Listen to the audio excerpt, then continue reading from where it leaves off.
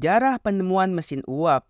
Sebenarnya, umat manusia telah lama menyadari bahwa perubahan zat cair menjadi gas melalui proses pemanasan akan menyebabkan sebuah dorongan. Contoh sederhananya, saat kita merebus air dalam sebuah ceret, nanti menghasilkan bunyi siulan akibat dorongan pada corong. Akibat adanya dorongan uap itulah terinspirasi dibuatnya sebuah alat bernama aeolipile oleh ahli matematika dari Alexandria bernama Hiro pada abad pertama Masehi. Aeolipile merupakan sebuah alat berbentuk bola besi berisi air. Alat ini memiliki dua buah cerobong berbentuk L di dua sisi yang berseberangan. Bola besi ini kemudian dipanaskan sampai airnya mendidih dan uap yang keluar dari cerobong akan memutar bola besi tersebut. Kegunaan alat ini belum begitu praktis untuk kebutuhan manusia, melainkan hanyalah sebuah alat untuk memeragakan kekuatan alam pada saat itu. Walau hanya sebuah ornamen hiasan,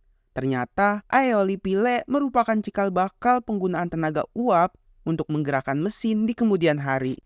Ions mendidihkan air di sebuah wadah dengan menempatkan dua pipa kecil, satu ke dalam tambang dan satu lagi ke udara bebas. Kemudian air akan mendidih menghasilkan uap. Nah, uap tersebut akan keluar mendorong ke udara bebas, sedangkan pipa yang berada dalam tambang akan menghasilkan efek hisap yang kuat untuk mengeluarkan gas beracun mengikuti uap ke udara bebas. Walau Ions lebih dulu menemukan mesin uap tersebut, tetapi pada tahun 1698 seorang teknisi dan penemu dari Inggris bernama Thomas Savery juga mematenkan mesin uap dan mengaku sebagai orang pertama menemukannya. Fungsi mesin uap temuan Savery ini yaitu mengeluarkan air banjir dari dalam tambang dan menyebarkannya untuk perkebunan. Cara kerja mesin uap Savery juga tidak jauh berbeda, yaitu menggunakan sebuah ruangan kosong tempat air mendidih. Air yang mendidih ini akan menghasilkan tekanan uap keluar dan akan mendorong air ke atas. Mesin milik Savery masih memiliki kekurangan. Air yang disedot hanya terbatas pada kedalaman yang dangkal. Kekurangan mesin uap milik Savery kemudian dikembangkan oleh seorang insinyur dan pandai besi dari Inggris bernama Thomas Newcomen pada tahun 1712.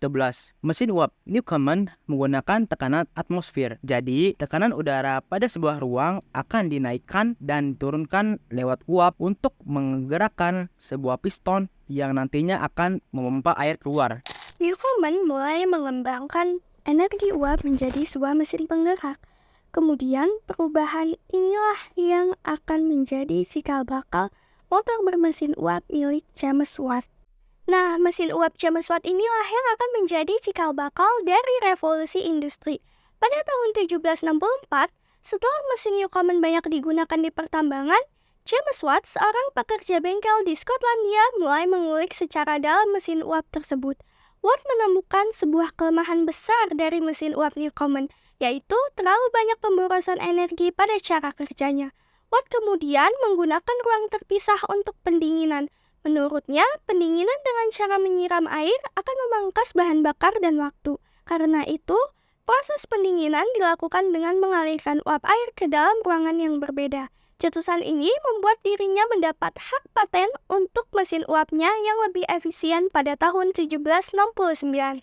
Berikutnya, pada tahun 1781, James Watt kembali mengembangkan mesinnya yang dibantu oleh insinyur dari Inggris yang bernama Matthew Boulton, sehingga tercetuslah mesin uap dengan nama roda matahari dan planet, di mana mesin ini bisa menggerakkan dua putaran roda gigi dalam sekali gerak. James Watt mulai mengembangkan mesin uapnya menjadi mesin uap dua aksi yang dilengkapi oleh gerakan paralel. Mesin ini bisa melakukan dua gerakan sekaligus, yaitu menarik dan mendorong. Bahkan, James Watt juga mengembangkan pengaturan kontrol otomatis dan pengukur tekanan. Pencapaian James Watt tersebut membuat roda industri sangat cepat dan banyak barang seperti tekstil, kertas, besi, dan lainnya bisa diproduksi dengan tenaga yang sedikit dalam waktu yang singkat. Tidak hanya itu saja, James Watt juga merupakan cikal bakal terciptanya pesawat terbang, kereta api, dan kapal bertenaga uap. Penemuan besar James Watt berubah berhadapan secara besar-besaran, dimulai dari hal yang sederhana, yaitu kerusakan di sebuah bengkel. Walau mesin uap bukan dimulai olehnya, tetapi berkat James Watt, mesin uap bisa digunakan secara luas yang bermanfaat dirasakan di berbagai kalangan masyarakat.